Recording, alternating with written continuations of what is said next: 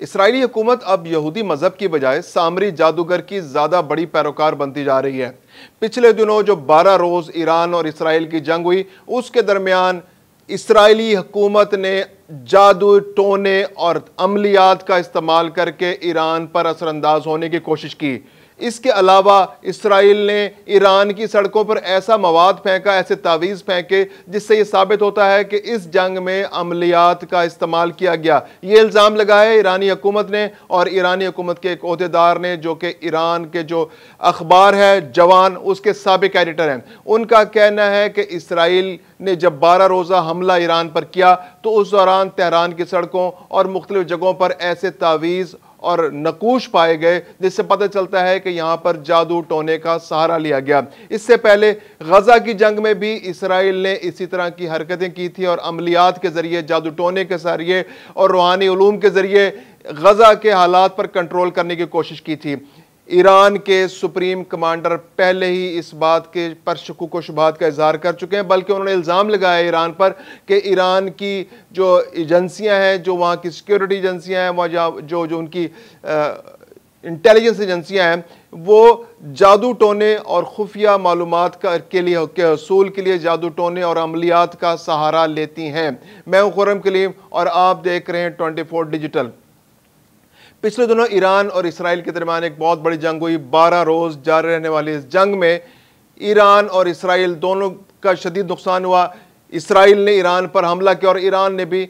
Israel के दांत खट्टे कर दिए, और जहां तक हो सकता था उसने इसराइल का मुंह तोड़ जवाब दिया। इस सारे अमल के दौरान एक नई सूरत हाल सामने आई है। ईरान की सड़कों पर ऐसे नकूश और ऐसे तावीज़ पाए गए उस जंग के दौरान, जिनसे साबित होता है कि इसराइली लोगों ने, इसराइली फौज ने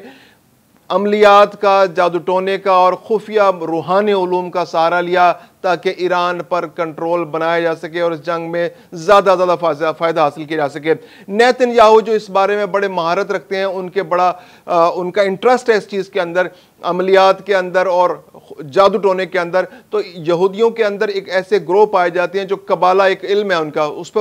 उनका खासा अबूर होता है। तो उन लोगों से नेतन्याहू ने खुसूसी तौर पर राब्ता किया, और जब जंग हो रही थी, बल्कि जंग से पहले उसने राब्ता किया और उनसे मदद मांगी कि आप काले उलूम के ज़रिए, आप रूहानी उलूम के ज़रिए, आप जादू टोने के ज़रिए, आप खुफिया इल्म के ज़रिए हमारी मदद करें ताकि हम ईरान पर काबू पा सकें। इससे पहले भी ईरानी सुप्रीम कमांडर ये बता चुके थे कि जो उनकी इंटेलिजेंस एजेंसियाँ, उसके अंदर भी खुसूसी तौर पर ऐसे लोग मौजूद होते हैं जो खुफिया उलूम के ज़रिए, जो रूहानी उलूम के ज़रिए, बल्कि काले उलूम के ज़रिए, जादू टोने के ज़रिए ईरान या दूसरे ममालिक के अंदर से मालूमात इकट्ठी करते हैं। इंटेलिजेंस उनके पास होती है, गैबी उलूम उनके पास होते हैं, यानी वो जो शैतानी कुव्वतों के ज़रिए वहाँ से इंफॉर्मेशन इकट्ठी करते हैं। ये था सुप्रीम कमांडर का इल्ज़ाम। अब इस इल्ज़ाम को तक़वीत इस तरह मिली है कि जंग के दौरान ऐसे नकूश मिले हैं जिसमें कबाला की जो सिस्टम है, जो उनका एक कबाला बेसिकली एक उनका एक रूहानी उलूम का एक तसव्वुफ़ का फ़लसफ़ा है, यहूदियों के यहाँ पाया जाता है। यहूदी बड़े एक्सपर्ट हैं। कुरान में भी इस बात का जिक्र मिलता है कि जैसे हज़रत सलेमान का जब जहाँ जिक्र आता है तो वहाँ यहूदियों के जादू टोने का जिक्र आता है। इसके अलावा हारूत मारूत का जब वाक़े का बयान होता है तो वहाँ भी यहूदियों की जादू टोने में महारत का जिक्र आता है। इसके अलावा अगर हम देखें जो उस इलाके की बात करें तो बनी इसराइल के अंदर जब हज़रत मूसा का दौर था तो सामरी जादूगर एक बहुत बड़ा जादूगर था। जब हज़रत मूसा जो है कुछ अरसे के लिए तूर सीना पर गए, जब तो उस वक़्त पीछे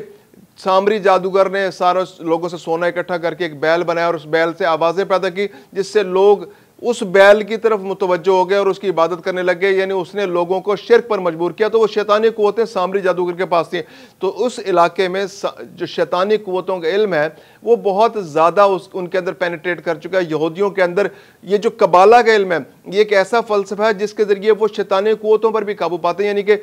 जो बहुत सारे जो अच्छे यहूदी इनको कहा जाता है कि जो वाकई रिलीजियस लोग हैं, जो उनकी तौरात पर अमल करना चाहते हैं, उन चंद लोगों को छोड़कर अमूमी जो यहूदी हैं, जो उनके यहाँ रिलीजियस लोग भी हैं, जो क्लर्जीज भी हैं, वो इसको जायज़ समझते हैं और इसके ज़रिए काले उलूम और खुफिया उलूम पर अबूर हासिल करते हैं।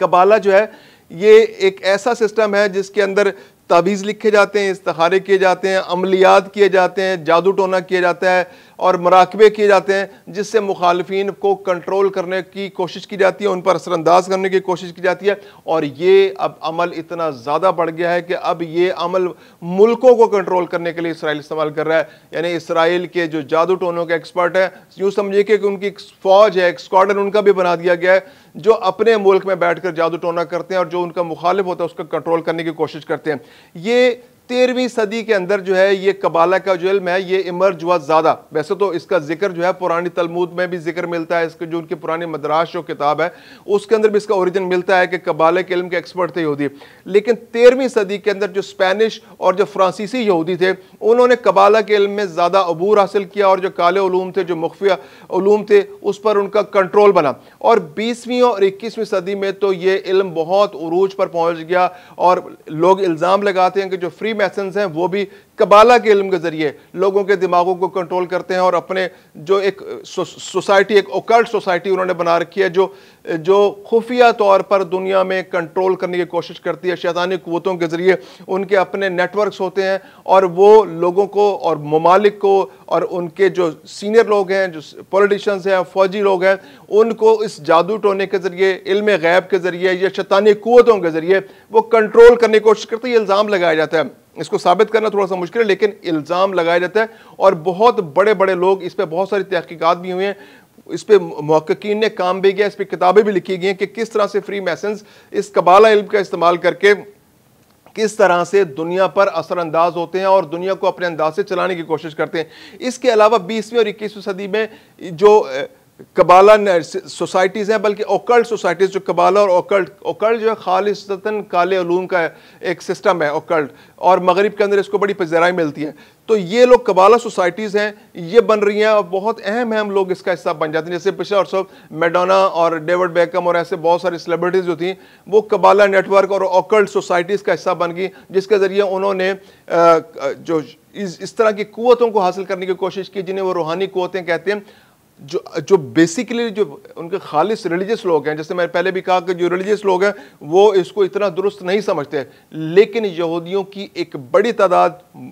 जो मौसर तादाद है, जो फैसला कुन अक्सरियत है, जो ज़्यादा तादाद में लोग हैं, क्योंकि अब इसराइल का जो रोल दुनिया के अंदर है वो एक शैतानी रोल बन चुका है। वो दुनिया के अंदर शैतानियत की एक मिसाल बन गया, एक सिंबल बन चुका है। इस वक्त सही मानों में अगर सामने का कोई पैरोकार नजर आता है इस दुनिया के अंदर तो इसराइल नजर आता है। और जिस अंदाज से उसने इस अमल को इस्तेमाल किया है, और जो तेहरान की सड़कों पर और गज़ा में भी वो नकूश, वो जो तहरीरें जो अबरानी ज़बान में लिखी जाती हैं, वो तहरीरें मिली हैं, उन तहरीरों के ऊपर ऐसी चीज़ें लिखी हुई हैं कि जिससे ये पता चलता है कि इसराइल की कुव्वतों ने, अब देखें ईरान के अंदर तो वो इस तरह से नहीं, ईरान के अंदर तो कोई लोकल इसराइली नहीं रहते, किस तरह से उस नेटवर्क को बनाया गया, उसकी सड़कों पर फेंका गया, तहरीरों को, नकूश को फेंका गया और इसराइल ने अपने मकासद हासिल करने की कोशिश की।